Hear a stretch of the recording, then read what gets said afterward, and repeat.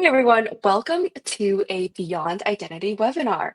My name is Jing, but you are not here to hear from me today because I have Ligeia and Bob who will take us through a very exciting announcement we made lately, which is that Beyond Identity is now FedRAMP certified. So I know you'll do a proper introduction, but for the audience, would you two mind just saying your name, what you do here, and yeah, giving us a little preview? Yeah, go Thanks. ahead. Go ahead, Ligeia. Thanks, Bob. Thanks, Jing. I'm Ligeia Zeruto, and I lead the go-to-market and practice for our federal government customers, aerospace and defense customers, and delighted to be here today to talk about our FedRAMP journey and really what it means for our customers. Great, thank you, Ligeia. Bob Burke, Chief Information Security Officer at Beyond Identity. I'm really excited to be here today because I think we can take our really unique secure by design solution into the federal space and have a huge impact. So it's going to be really exciting. Without further ado, so in the next some minutes with us, we'll cover kind of the introduction of the federal practice, and then we'll dive into some more depth about what it is that is FedRAMP certified from the Beyond Identity platform.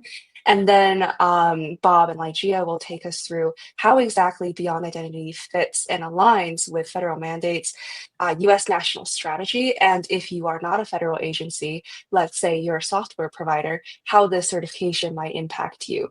And then, of course, we are taking this show on the road, and you can find us anywhere. So we'll give you some resources on how to work with us. Without further ado, Ligeia, why don't you kick us off? Yeah, thanks so much, Jing. So as I mentioned, I lead the practice here at Beyond Identity for federal government, aerospace, and defense. I'm joined by my business partner, colleague, and frankly, sage around security, which is our CISO, Bob Burke. But we're also bringing on board and have on board Mike Starr, who serves as our solutions engineer for government, aerospace, and defense, and Dylan Cox, who's joined to be the director of U.S. federal sales. So we've got a supported sales team, both from a marketing standpoint and engineering standpoint, and are anxious to bring our capabilities to bear. Next slide, please.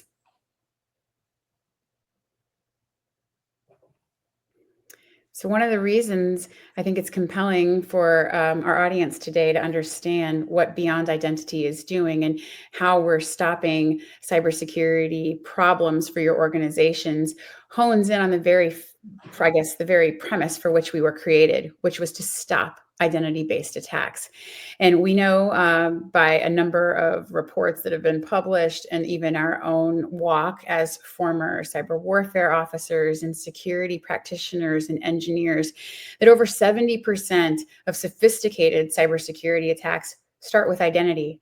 So we wanted to get left of the problem, and our approach and our product itself does just that. And I think, Bob, it might be a really good idea for you to break out how we think about identity and the attack vectors that we eliminate just by virtue of the way that we established our product. Great, thank you, Ligeia. So again, as Ligeia said, when you start looking at how a lot of these attacks are happening at the identity substrate, there's a reason why a lot of the adversaries are attacking that identity substrate. Quite frankly, the traditional way of actually going through and finding vulnerabilities in the solution and then dropping malware on the devices or in the ecosystem has become increasingly more difficult. The reason it's become increasingly more difficult is because the tooling has become more sophisticated, whether that's the antivirus or the malware solutions. So a large majority of these attack vectors are now shifted to the identity substrate. What that means is they're looking to steal your credentials any way they can. And oftentimes they'll drop legacy malware on your device only to get the credentials, then leave. And the reason is when you have those credentials, because of the lack of capabilities in a lot of the identity solutions out there, you basically have a persistent access to the ecosystem. And then here you'll also see the credential on the device piece. And with our platform, we uniquely bind the credential on the device as you try to access the ecosystem so that you can make sure that the device posture and the credential are tied together in a context during the entire access layer. And so you're going to continue to see an increasing use of that identity substrate to attack the different systems or attack the different ecosystems of some of our customers. And so then I guess it's the best way to establish, what is beyond identity? What do we do? From the start, we were built in a secure by design managed way. In fact, when you think about zero trust, we are optimal on CISO's framework for the identity pillar when it comes to how we were engineered and how we're implemented. We were the early signers on the Secure by Design pledge that also came from CISO last year. But we are an identity access management platform that eliminates identity-based threats. And I think our pursuit in doing this and the way that we were built is what enabled a very speedy accomplishment with respect to the FedRAMP Moderate certification, which brings me to the next slide. And so there are 4 things I'd really like to share with you. It's what the rest of the webinar is going to be about. And we were able to achieve our FedRAMP Moderate status in less than 6 months, which, for any of you who have walked this journey or even contemplated how to do this, that's an exceptional timeline. There are really 2 reasons from my observation point as to why this occurred. The first is our mission and business partner, SMX. We reside on SMX Elevate, which was a decision that was great for us and our future customers and current customers. And then secondarily, the way we approached engineering, which was done under Bob Burke's steady hands. So I'll invite you to comment on that in just a second. But the other 3 pieces of this are that our goal from the start of the company was to address the needs of the federal workforce. And this is both federal employees, but also for civilians. And so when we get into the meat of what this product is and what we have FedRAMP, that will be more clear. And then our commitment to establishing a federal practice was obviously a core part of not just a go-to-market strategy, but a demonstration of dedication for a startup. We failed to mention Beyond Identity as a startup, and it's quite unusual for a startup of this size and of this age to have FedRAMP Moderate status so quickly. So back to that concept, Bob, we did it in less than 6 months. Maybe you could talk a little bit about, our path, our approach, and why we were able to do that with SMX so quickly. So thank you, Ligeia. I think you're exactly right. There are two areas to focus on. Excuse me. In our example, and just in general, you really have to have a strong internal commitment to security from the ground up. And that goes back to we were the only secure by design solution out there today, which can say that with absolute certainty because it was built that way from the ground up. And when we also did that, we also had integrated our security focus at the company into our product. So we're tightly coupled, the security team and the product. So when we started this journey, we already had a good foundation, both at the product level and the security competencies. Very early on, when the company started, within 9 months of the company started, we'd adopted the NIST standards. We'd have already gotten our first SOC 2 Type 2 audit completed successfully. So that's always been part of the mission to make sure that's coupled. And then from that core set of capabilities, we also looked at what we had to do for the FedRAMP journey. And it was clear that if you're going to deliver something quickly, you need to have a really strong partner. And so we looked at a lot of different, we built a very strong team internally. And when I say you need a strong partner, it made a lot of sense to actually have a platform that we could put our system onto so that we could bring in the expertise on the continuous monitoring side. But we also needed a partner that had the same level of commitment to security and competencies that we did. And so when we worked very closely with our partner, SMX, the teams just worked remarkably together. And we were able to deliver very quickly on the control set and deliver the platform, our solution, onto their Elevate platform because of that partnership. And both teams brought in a deep amount of knowledge. So if you're going to go down the FedRAMP journey and you want to assess your chances of moving quickly, is your company really dedicated to strong internal securities? Do you have a strong understanding of the controls, NIST, the MMC, and you really need to find a strong partner? And SMX has been that a strong mission partner for us. I think it's essential for you now to understand what is our FedRAMP certified platform. So moving on to the next slide, the Beyond Identity Secure Access Platform consists of 5 different components. Each one of them has their own unique feature and benefit and capability to solve a mission requirement for the federal user and for our commercial users as well. Just breaking it down, and you can see it here, we have a passwordless, phish-resistant MFA. You'll see in a minute why that's really important because of some of the EOs and federal mandates that have come down around this very concept. Our device trust and risk-based policy engines are core and critical when you start thinking about managing your day-to-day administration for your federal workforce, but also how you handle your citizenry.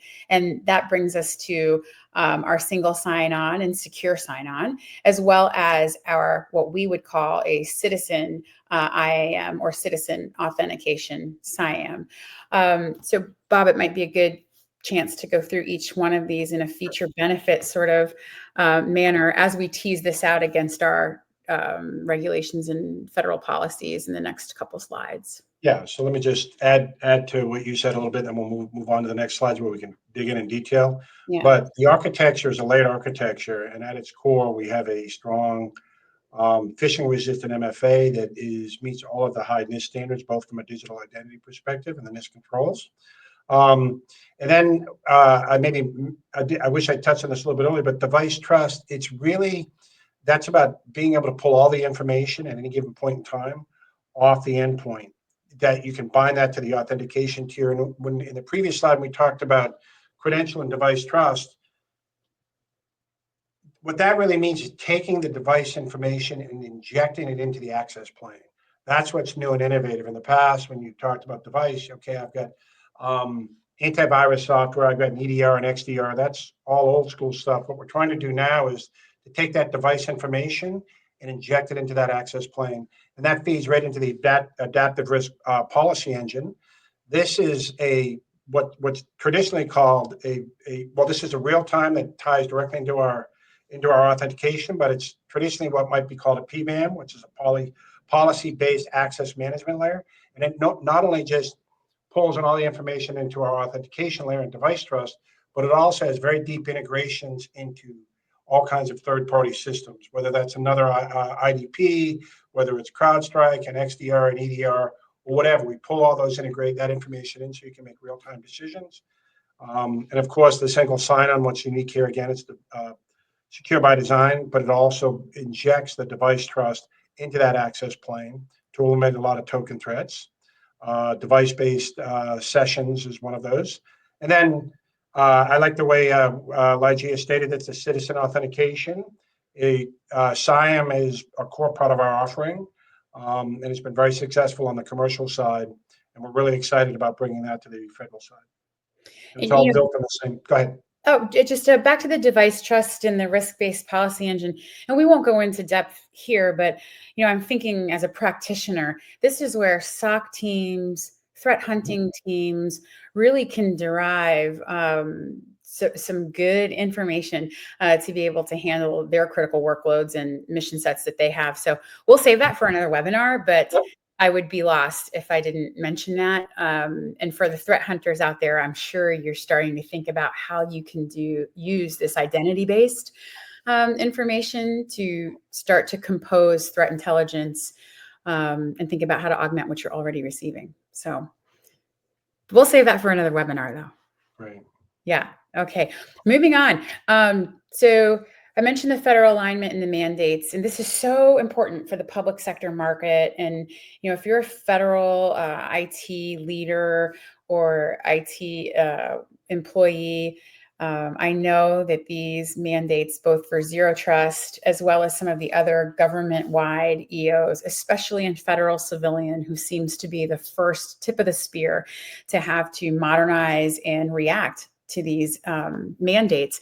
These are things that you're thinking about and your leaders are strategizing about. How are we going to meet this on the timelines that have come down? And we're ecstatic that Beyond Identity out of the gate answers, the 6 that we have listed here. And we won't go through them in particular order, but I do think that there are 2 that are top of mind when you think of beyond identity. First is the zero trust strategy. And this is both for CISA and the DoD as well. And where we sit in terms of our control mapping, our secure by design approach that puts us in that optimal piece of the framework. So when you benchmark identity solutions against what our federal government is expecting, Beyond Identity has a really nice fit. We'd love to tell you more about that. But I have to mention that first. And then secondly, in the bottom half of this slide, the executive order, which came out in 2025, just at the conclusion of the previous administration, calling out phish-resistant MFA. This is something that, is not just top of mind, but it's something that our federal government is going to have to answer to. And so this is, again, where Beyond Identity's message is compelling about it. In our next couple slides, we are going to lay out for you the cybersecurity component and responsibility to these alignments, and then Beyond Identity's product capability fit against the mandates as well. Bob, did you have anything here, or should we just get right? Yeah, let's just get right to the alignments, because if you're living and working this problem set on a day-to-day basis, I think this is probably going to be compelling information for you. Yeah, so thank you, Ligeia. So the first thing I'll say is when you go through and you look at a lot of the strategy documents that have come out on the federal side, they're really actually quite prescient and they're really data-driven. They looked at a lot of the threat landscape over the last 4 or 5 years. They've seen a lot more nation-state attacks across the ecosystems and critical infrastructure. And so all this national strategy response is trying to mitigate those risks. And there are a number of different themes that you see. You see renewing alliances, competing with authoritarian regimes. You'll see that come out across the strategy where they talk about defend forward and disrupt. Then you can see as you move down, resilience to contested environments. That's a common theme that we'll call out, and that screams out for robust and secure and resilient solutions. That really means assuming that your system is under attack or you're breached, and you still can use the existing tool set to address the problem. And then you'll see down here, build cyber capability further down under DoD cyber strategy. It reaffirms defend forward posture. DoD aims to disrupt adversaries like China and Russia preemptively. There's a big part of our product strategy that goes to enable the key actors there to again, defend forward. You'll also see in the DoD cyber strategy, there's a real strong push for zero trust, secure by design, and what they also, a big push towards what they call liability shifts. They're really going to rely on people like us with solutions in the private sector to scale their cyber capabilities. And some of the, I just touched at a very high level, the strategy, but that strategy, or these strategies call out some high level themes that will then kind of aggregate. But some I want to call out, secure by design and compliant by design comes out across the board in that security. And that's all about ensuring that the solutions that we build have been built from the ground up with new thinking. There's workforce enablement. Means easy to use. You have mission assurance and resilience. If I'm buying a solution, it just doesn't do prevention anymore. We've gone beyond that. It used to be move detection to prevention, so solve it with architecture. Now it's moved from prevention to resilience. Is your solution going to give the responders the capability to act in an adverse environment? And then obviously zero trust is core to everything. So if we want to move on to the next slide, Ligeia. Definitely. Yeah. Great.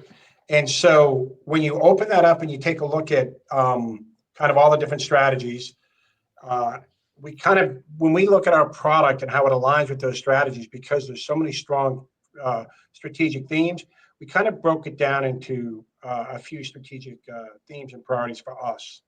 There is a strong need for a solution in the space that is scalable, that enables scalable security for lean teams. That's a strong push across the DIB and critical infrastructure. There's a lot of scenarios where you have target rich, resource poor solutions or environments where the teams were under-resourced and underutilized and they need to respond. Our solution here is built for lean teams with minimal security engineering overhead. Out of the box on day one, what you'll see, we have secure configurations by default that map immediately to the NIST and CMMC frameworks, policy enforcement scales for primes, the SMEs. I don't want to go over all of this, but again, also another clear theme is access assurance and enforcement. That goes back to phishing resistance, zero trust authentication, device trust. Those are all foundational to any solution. Before you can talk about the advanced threat hunting, ITDR, and all the great things that you want to do with your platform, at the core, you have to have something that's built from the ground up to address zero trust principles. Another strategic priority for us in the category, we call it as mission assurance and resilience. This is straight out of the strategy documents for the DIB. But it's so prevalent, it's critical that a system is built for this. And you have dynamic enforcement that supports access continuity and attacks. You want to have a system that can limit lateral movement during breach scenarios. Again, that's going to go down to having a strong a device trust layer and a PRMFA layer. So if some system is breached, the other ones are still secure. And you also need to have very strong adaptive access control for complex environments. So if you look at our policy engine, it allows, as the ecosystem and the environment changes around, or the operating environment changes into a high risk environment, you can change the policies on demand to secure different groups or different devices with stricter requirements. For example, if you're uncertain of what's going on, you can request additional authentication, additional biometrics, apply context-driven authentication. Then, of course, behavior-driven threat response, any solution that's going to enable the primary objectives called out by the strategy, which is defend, forward, and disrupt,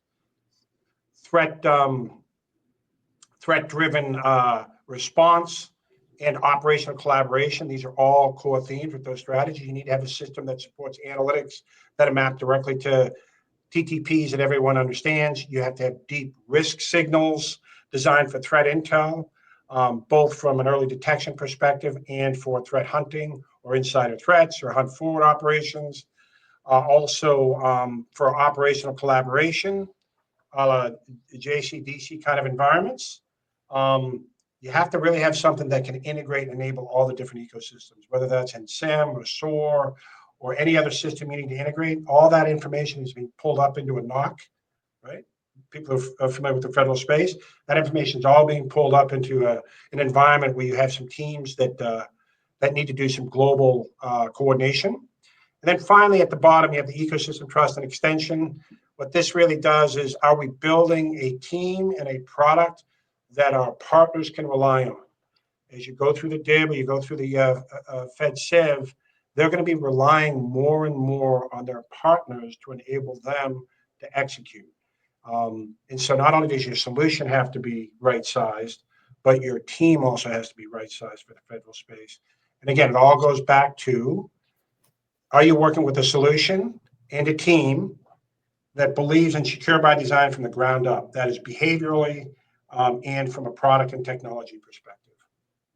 And I think we're committed as a company to all of these priorities equally. There's equity across the board, but my favorite is, of course, the behavior-driven threat response. And for the hunt teams that are listening, the cyber protection teams, DISA-STIG teams, anyone who's putting together flyaway kits or responsible for defending forward, that one's really for you. And so that remains ever my favorite strategic priority.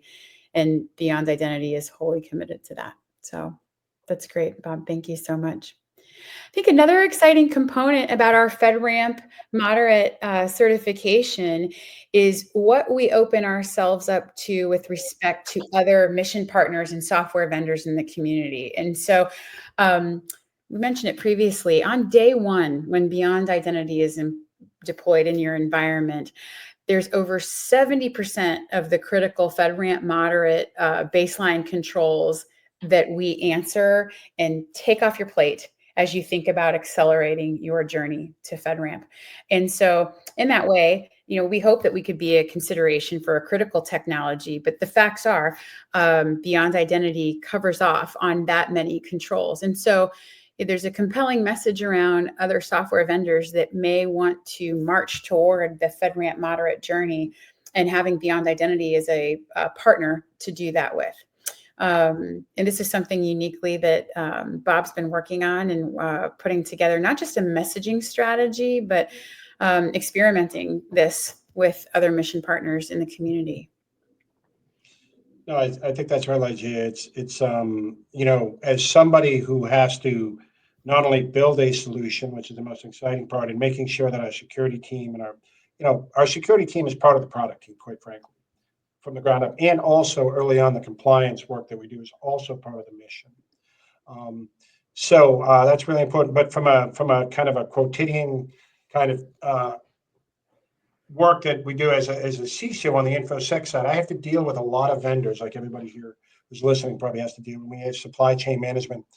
And when we bring in solutions, there are a number of key controls that we're always concerned about with the vendors as it relates to securing our ecosystem. And certainly if you're bringing on either authentication or identity solutions. And it always comes down to the access control, identification, authentication, audit and accountability, system communication protection, supply chain risk management. And we've been really, really pushing hard that the product can, on day one, which means you turn it on, it's configured by default to be secure, meaning we have no insecure configurations. We are not a bolt-on solution that's been around for decades that they're patching left and right to make sure that they can meet these compliance needs. This was built from the ground up. So when you deploy it and you turn it on and you don't do any sophisticated configuration, you're going to get 70% of those controls you need on day one. And then, which was really important for us and for the product team to deliver that to our customers and, quite frankly, to us, because we use this internally every day. Yeah, very good. So we're getting closer to the conclusion of the webinar. And what I'd like to do is invite each of you to get to know us a little bit better. We're delighted that you spent some time with us today. Hopefully you found some of this interesting, and even in your own path, maybe mapping your journeys to the strategies and to the regulations and mandates that have come from the government, and better understand our approach. But what I'd really like to do is just give you a glimpse into what our early days in the federal market looks like. Our partners, who are probably household names to many of you, start with Carahsoft and SMX, who is a technology partner for us, alongside August Shell and GuidePoint. We're actively sourcing other partners, so this won't be the end of the list, but these are our early friends and people that we've got strong relationships with who have helped us get us to where we're at today. The current contract vehicles that we're on by way of Carahsoft and SMX are, of course, SOUP, FCHS2, and Omnia. And I'm delighted to share that we've got a couple upcoming events in person in the Washington, D.C. area. If you happen to be knocking around National Harbor or the district between the 9th and 13th of June this year, we will, of course, be at the AWS DC Summit. We are an AWS partner, born in the cloud on Amazon. And we'll also be at the Gartner Security Conference. We invite you to make one-on-one meetings, one-on-few meetings, and certainly come to our booth where we will be hosting demos and really interested in your security journey and your identity approach at either one of those conferences. Lastly, I've got Dylan, our Director of Federal Sales. His contact information is listed below. I urge you to email Dylan, or of course, reach out to any of the teammates at Beyond Identity. We are so excited that we could come to the federal marketplace with a strong offering and with a high bar compliance with FedRAMP Moderate, and with great thanks to our partners at SMX. That's it for me. Bob, you've got anything for the group? No, that's it. I'm super excited to be bringing this solution into the federal space. I think we're going to do some great things, and it's really exciting. Yeah, it's a great community to serve. And thanks again for your time. Jing, to you.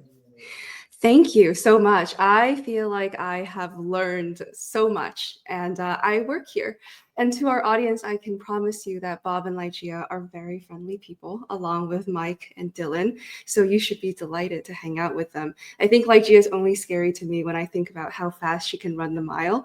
But outside of athletic context, you know, it's a good time. Some things that really stood out to me were, first of all, Bob's use of the word identity substrate. It really was a very visceral way to describe the way in which this is the threat surface, right? That bad actors of all scale really focus on. And something I didn't know before this was that on day one, when you deploy beyond identity, you can actually cover 70% of critical FedRAMP baseline controls across 6 control families. That is great marketing material. So let's discuss. To everyone watching, thank you so much for your time. If you want the recording, we will reach out to you afterwards and you can get in contact with us. If you are in the DC location, where we'll be there in early June, we will all be floating around. So don't be strangers. Once again, thank you very much. And until next time, bye. See ya. Take care.